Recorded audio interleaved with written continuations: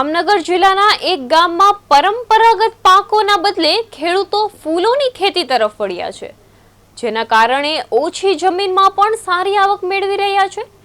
જામનગરના મોખાણા ગામમાં અંદાજે 50 થી 60 ખેડૂતો ફૂલોની ખેતી સાથે જોડાયેલા છે।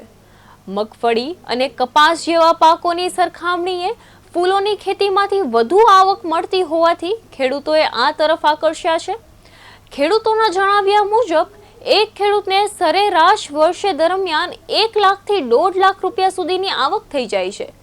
જો કે હાલ ગરમી અને બદલાયેલા હવામાનના કારણે ફૂલોના ઉત્પાદનમાં ઘટાડો નોંધાતા આવક પર પણ થોડી અસર જોવા મળી રહી છે। તાલુકો જિલ્લો જામનગર અમે લગભગ 8 થી 10 વર્ષથી ગુલાબની ખેતી કરી છે। ગુલાબ છે, ગલગોટા છે, પછી જ્યારે સીઝન બદલતી હોય ત્યારે એનો અલગ અલગ વેરાયટી વાવતા હોય છે। અત્યારે લગભગ 60 થી 70 રૂપિયાની ગુલાબની બજાર છે।